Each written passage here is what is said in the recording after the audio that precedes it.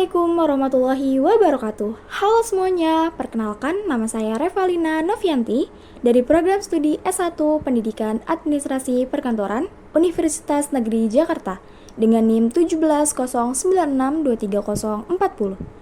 Dibuatnya video ini untuk memenuhi nilai ujian tengah semester mata kuliah perkembangan peserta didik dengan dosen pengampu Ibu Riana Bagas Korowati, SPD, MSI, PhD.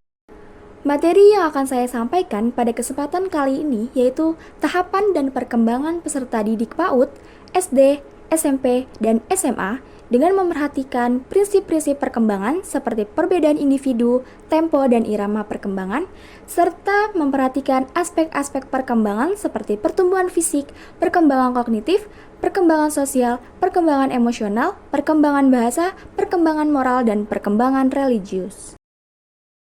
Materi pertama yaitu tahapan dan perkembangan peserta didik PAUD, SD, SMP, dan SMA dengan memperhatikan prinsip-prinsip perkembangan seperti perbedaan individu, tempo, dan irama perkembangan.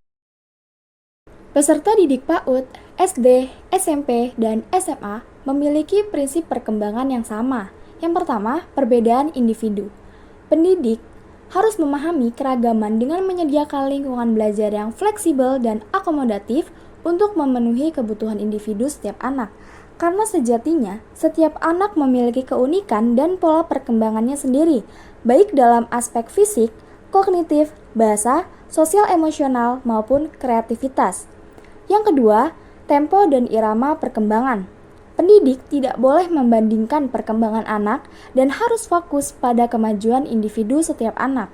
Karena setiap anak memiliki kecepatan dan ritme perkembangannya sendiri. Terdapat anak yang berkembang lebih cepat di satu aspek, namun lebih lambat di aspek lainnya. Materi kedua yaitu tahapan dan perkembangan peserta didik PAUD, SD, SMP, dan SMA dengan memperhatikan aspek-aspek perkembangan seperti pertumbuhan fisik, perkembangan kognitif, perkembangan sosial, perkembangan emosional, perkembangan bahasa, perkembangan moral, dan perkembangan religius. Yang pertama, peserta didik PAUD. Pertumbuhan fisik. Peserta didik PAUD mengalami pertumbuhan fisik yang cepat, perkembangan keterampilan motorik, serta peningkatan keterampilan koordinasi dan keseimbangan. Selanjutnya, perkembangan kognitif. Mereka berada di tahap praoperasional, di mana mereka akan mengembangkan kemampuannya dalam mengingat dan berimajinasi, serta mereka memiliki kecenderungan untuk meniru cara seseorang dalam berbicara dan berperilaku. Selain itu, mereka masih belum bisa menggunakan logika, seperti mengubah, menggabungkan, dan memisahkan idenya. Selanjutnya, perkembangan sosial. Perkembangan sosial peserta didik PAUD yaitu bermain paralel, mulai berinteraksi dengan teman sebaya, belajar berbagi dan bergiliran. Selanjutnya, perkembangan emosional. Mereka mulai mengenal dan mengekspresikan emosi. Selanjutnya, perkembangan bahasa.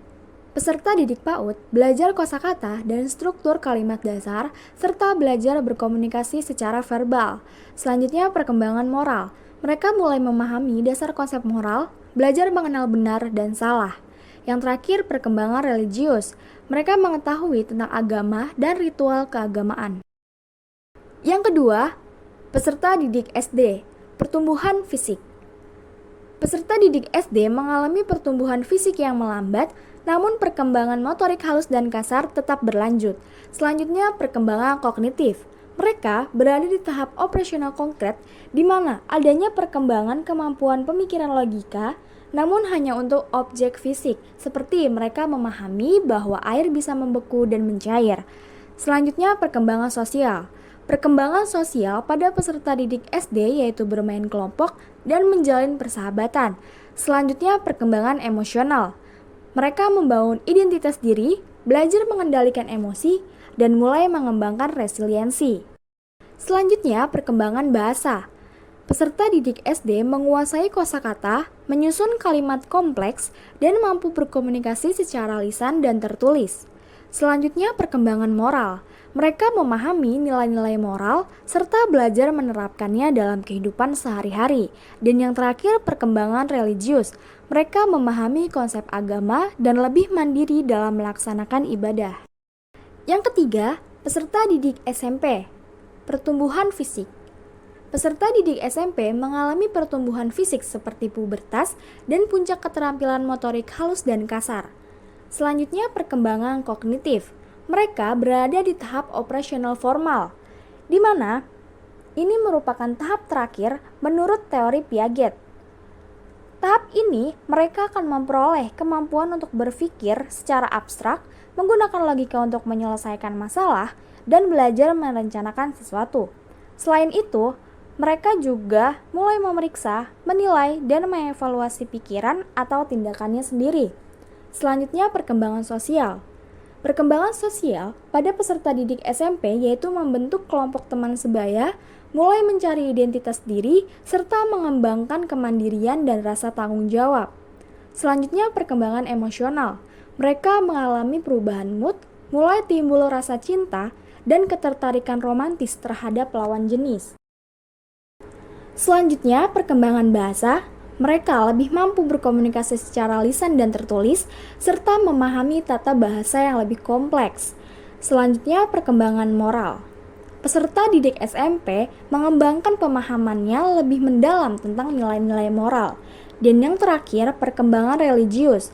Mereka memahami ajaran agama dengan lebih mendalam dan mengembangkan keimanan dan ketakwaan. Yang keempat, peserta didik SMA.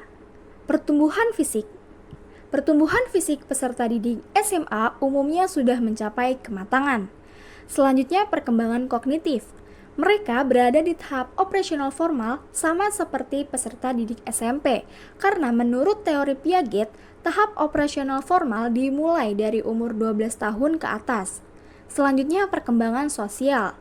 Perkembangan sosial pada peserta didik SMA yaitu mencari identitas diri, mulai tertarik dengan politik dan masalah sosial, serta mampu bekerja sama dengan orang lain untuk mencapai tujuan bersama. Selanjutnya, perkembangan emosional. Mereka mampu mengelola emosi dan cenderung mengalami perubahan mood yang lebih kompleks. Selanjutnya, perkembangan bahasa. Peserta didik SMA mengembangkan public speaking dan mampu memahami bahasa asing. Selanjutnya, perkembangan moral. Mereka mampu bertindak sesuai dengan nilai-nilai moral. Dan yang terakhir, perkembangan religius. Mereka mulai mempertanyakan keyakinan dan nilai-nilai agama yang lebih kritis. Cukup sekian materi yang bisa saya sampaikan pada kesempatan kali ini mengenai tahapan dan perkembangan peserta didik PAUD, SD, SMP, dan SMA dengan memperhatikan prinsip-prinsip perkembangan serta aspek-aspek perkembangan. Mohon maaf bila ada kesalahan ataupun kekurangan dalam penyampaiannya. Semoga materi yang saya sampaikan dapat bermanfaat untuk kita semua. Terima kasih. Wassalamualaikum warahmatullahi wabarakatuh.